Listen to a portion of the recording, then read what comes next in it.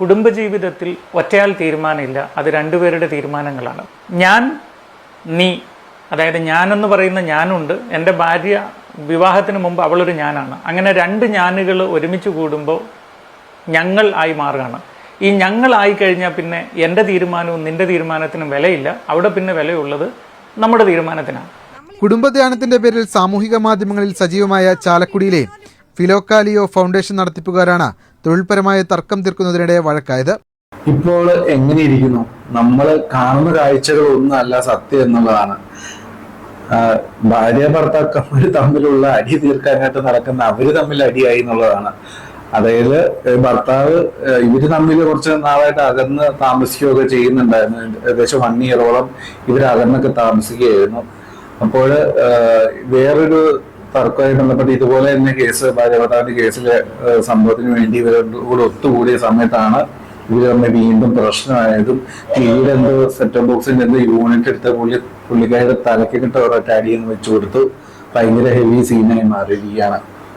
ഇതാണ് ഇപ്പോഴത്തെ അവസ്ഥ എന്ന് പറയുന്നത്. സോഷ്യൽ മീഡിയയിൽ പല ആട്ടങ്ങളും പല നാട്യങ്ങളും പല സംഭവങ്ങളൊക്കെ കാട്ടിക്കൂട്ടുന്നവരുടെ ജീവിതത്തിലുള്ള അവസ്ഥയും ഇതൊക്കെ തന്നെയായിരിക്കും. നമ്മൾ കാണുന്നതൊന്നുമല്ല കാഴ്ച എന്നുള്ളതാണ്. നമ്മുടെ അടുത്ത് ഉപദേശം തരാനും നമ്മളെ നേർവഴി നയിക്കാനൊക്കെ പറഞ്ഞ ഭയങ്കര ഉപദേശവും എല്ലാം കൂടെ ആയിരിക്കും. പക്ഷെ യഥാർത്ഥത്തിൽ അവരുടെ ജീവിതത്തിൽ ശരിക്കും പറഞ്ഞാൽ ഇതൊക്കെ ആയിരിക്കും നടക്കുന്നത്.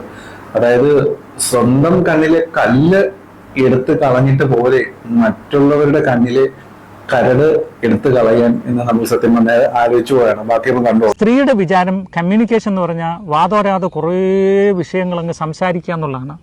തെറ്റാണ്. പുരുഷനെ സംബന്ധിച്ചിടത്തോളം അതിങ്ങനെ കേട്ടുകൊണ്ടിരിക്കുന്നതിലും ഇറിറ്റേഷനുള്ള വേറൊരു പരിപാടി ഇല്ല. അതായത് പുള്ളിക്ക് അത് പുള്ളി പറയുന്നുണ്ട്, പുരുഷൻ ഇങ്ങനെ കേട്ടുകൊണ്ടേ ഇരിക്കുക ഭയങ്കര ഇറിറ്റേഷനുള്ള സംഭവമാണ്. അപ്പൊ അങ്ങനെയൊക്കെയാണെന്ന് പറയുന്നത്. പുള്ളി അതുകൊണ്ടായിരിക്കും അധികം നേരം ഇരിക്കാൻ പറ്റാത്തതുകൊണ്ടായിരിക്കും പുള്ളി എടുത്ത് മറ്റേ സെറ്റ് ബോക്സ് എടുത്ത് തലയ്ക്ക് ഒരു അടി അങ്ങ് വെച്ചു കൊടുത്തത്. കൊള്ളാം എന്ന് പറയും. അതായത് നീ 1 മണിക്കൂർ കൊണ്ട് ഇവനോട് പറഞ്ഞിരുന്ന കാര്യം ഇവൻ 2 മിനിറ്റ് കൊണ്ട് തിരിച്ച് നിന്നോട് പറഞ്ഞിരുന്നു. കാര്യം അവൻ അതിനുള്ള കഴിവുണ്ട്. പക്ഷെ പ്രശ്നം എന്താ പറയുക, പലപ്പോഴും അവൻ ചുരുക്കി അവന്റെ 2 കാര്യം നിന്നോട് പറയാൻ വേണ്ടി വരുമ്പോ നീ ഇങ്ങനെ ആളി കത്തി നിൽക്കുമ്പോ അവനത് പറയാൻ പേടിയാവും. അങ്ങനെ പറയാനായിട്ട് പേടിയുള്ളപ്പോ എന്ത് ചെയ്യണം? അടുത്ത് എന്തെങ്കിലും കൈ കിട്ടുന്ന വെച്ചിട്ട് അങ്ങനെ കീഴ്ച്ചു കളയാം. അങ്ങനെ തലക്ക അടിയാണെങ്കിൽ അടിയെന്ന് വെച്ചു കൊടുക്കുക. അപ്പൊ ഓക്കെ. അപ്പൊ ഈ രീതിയിലാണ് കാര്യങ്ങളൊക്കെ പോകുന്നത്. നമ്മുടെ അടുത്ത് വലിയ ഉപദേശവും ഒക്കലും കൊണ്ട് വരുന്നവരൊക്കെ ജീവിതത്തിൽ ഇതുപോലെയാണ്. അതായത് ഇവർക്കൊന്നും ഒരു യോഗ്യതയില്ല എന്നുള്ളതാണ്. സ്വന്തം ജീവിതം പോലും ഇവരെ പോലെ ഉള്ളവർക്ക് നല്ല രീതിയിൽ മുമ്പോട്ട് കൊണ്ടുപോകാനായിട്ട് പറ്റുന്നില്ല. എന്നിട്ടാണ് നമ്മളോട് ഇവര് ഉപദേശമായിട്ട് വരുന്നത്. എന്താണെങ്കിലും കൊള്ളാം.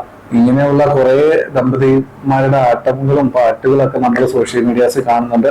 അത് കണ്ടത് നിങ്ങൾ വിഷമിക്കരുത്. നിങ്ങളൊരു പക്ഷെ വിചാരിക്കുന്നുണ്ടാകും, അതായത് അവർക്ക് എത്ര സന്തോഷത്തോടെ എത്ര ഹാപ്പിനെസ്സോട് കൂടിയാണ് കഴിയുന്നത്, നമ്മുടെ ജീവിതം എന്താ ഇങ്ങനെ കോഞ്ഞാട്ടമായി പോയതെന്നൊക്കെ നിങ്ങൾ ചിലപ്പോൾ ഓർക്കുന്നുണ്ടാവും. പക്ഷെ അതൊന്നും അല്ല സത്യം.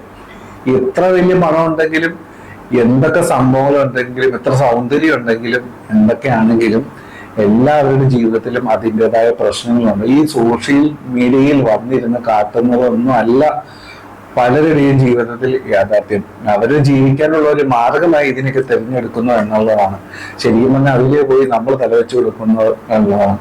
നമുക്ക് കിട്ടുന്ന ചെറിയ കാര്യങ്ങളും അത് നമ്മുടെ സൗഭാഗ്യങ്ങളായി കണക്കാക്കുക. ഇതിലും ഒന്നും കിട്ടാത്ത എത്രയോ ആളുകളുണ്ട്. നമുക്ക് ഇപ്പോഴുള്ള സൗഭാഗ്യങ്ങളും പോലും കിട്ടാത്ത എത്രയോ ആളുകളുണ്ട്. ആ ആളുകളെയൊക്കെ നിങ്ങളൊന്ന് കാണാൻ പഠിക്കണം. എപ്പോഴും മുകളിലേക്ക് ചിന്തിക്കണം എന്നുള്ള സത്യമാണെങ്കിൽ പോലും ഇടയ്ക്കെങ്കിലും താഴേക്കിടയിലുള്ള ആളുകളേക്ക് നോക്കുക. നമ്മുടെ ഈ ജീവിതം ആചരിക്കുന്ന അത് പോലും കൊതിക്കുന്ന എത്രയോ ആളുകളുണ്ടെന്ന് നമ്മൾ മനസ്സിലാക്കാൻ നിൽക്കുന്നത് വളരെയധികം നല്ലതായിരിക്കും. എന്താണെങ്കിലും നിങ്ങളുടെ അഭിപ്രായങ്ങൾ ഉറപ്പായിട്ട് കമന്റ് ചെയ്യുക. കൂടുതൽ വീഡിയോസിനെ നമ്മുടെ ചാനൽ സപ്പോർട്ട് ചെയ്യുക, സബ്സ്ക്രൈബ് ചെയ്യുക. Take care. Bye bye.